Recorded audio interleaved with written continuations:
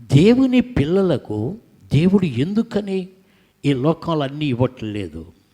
ఎందుకు ఇవ్వటం లేదు అంటే, ఇక్కడ ఇస్తే మనకు స్వార్థం పెరిగిపోద్ది, ప్రార్థించటం మానేస్తాము, విశ్వాసంలో వెనకబడతాము, ఇక ప్రాణంతోటే చెప్పుకుంటాము, తిను త్రాగు సుఖించు, అనేక సంవత్సరాలకు సరిపడే ఆహారం నీకుంది. ఆ స్వార్థం వస్తుంది. రాదంటారా చెప్పండి? ధనవంతుడికి రాలేదా? భూములన్నీ పండాయి, ధాన్యమంతా సమకూర్చుకున్నాడు. దేవా నీకు ధాన్యం ఇచ్చావని దేవుని స్తోత్రం చెప్పాడా? ఏం చెప్పాడు? తిను త్రాగో సుఖించో, అనేక సంవత్సరాలకు సరిపడే ఆహారం ఉంది, ఎందుకు చింతిస్తావని దేవుడు లేకుండా బ్రతికి సత్య నరకానికి పోయాడు. ఆ స్థితి కావాలా ఈరోజు మనకు? చెప్పండి. అందుకే ఎప్పుడు జాగ్రత్త గ్రహించండి. దేవుని పిల్లలకు ఏది ఎప్పుడు ఇవ్వాలో ఆయనకు బాగా తెలుసు. ఏం కంగారు పడకు, ఏం బాధపడకు, ఏం కుమిలిపోకు. ఇవ్వలేదు అంటే దేవుడు నీకేదో ఎక్కువ ఆశీర్వాదం ఇవ్వాలి అని కోరుకుంటున్నాడు.